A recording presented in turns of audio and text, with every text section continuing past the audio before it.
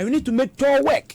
The refinery should work. And some of the levies, and when I hear, for example, the government say that they're going to be losing some 4 billion Ghana cedis annually if they should do away with these taxes, it beats my mind, because experts also in the field, they think otherwise. And we're talking about the energy debt recovery levy, the road fund levy, the energy sector levy, sanitation levy, special petroleum levy, and these are all levies that we're paying as we buy a liter of what do you call it, petrol or diesel.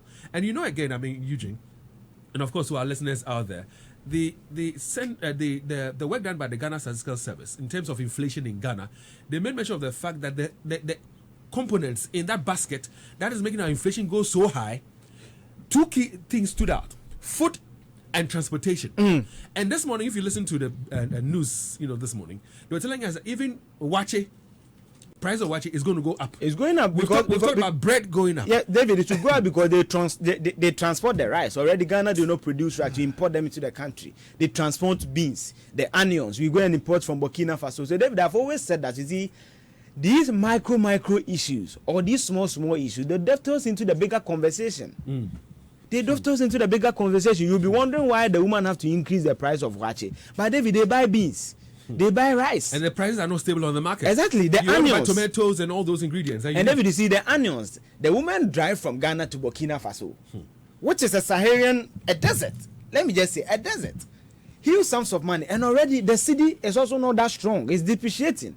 So clearly, and then you see what I always say is that some of us, when you even look at your salary, especially for the public sector workers, David, we are magicians in this country.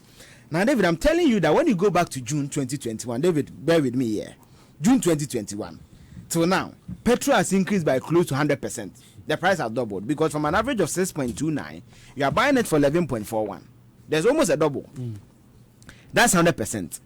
Inflation is around 26%. So it means that the prices are 27. Let's say we say 26. Let's say 20. So it means that food has increased by 26. Now, David, when you go through the budget, you are just getting a paltry 7% as salary increment as public sector worker, as a teacher, as a nurse, and all that. Now, David, when you stay at Asafo, when I was coming to multimedia and I'm going home, car picks me in the morning, I used to pay 2 cedis. Now I pay 3 cedi, 50 pesos. So within a space of a year, I have to add 1 cedi, 50 pesos. So if you're a teacher or you're a nurse, the 7% you are getting, transport alone cannot even cater for that, because it's almost a double. Rent in Bemu. Yes. Fees in Bemu. Exactly. And David, some of the landlords too, I don't understand why a building that was built in 1960, the price should increase in 2022 because they will do some maintenance now. Cement prices. I said they will do some maintenance now. What do you expect them to say? So David, you see, when you accumulate all these increases, you are just magicians in this country. And David, the cedi will be able to be stabilized when you do the basics of things. David, get taught to work. Let's refine our product here. David. Well, as we speak, I know that the Bank of Ghana intends to release some 50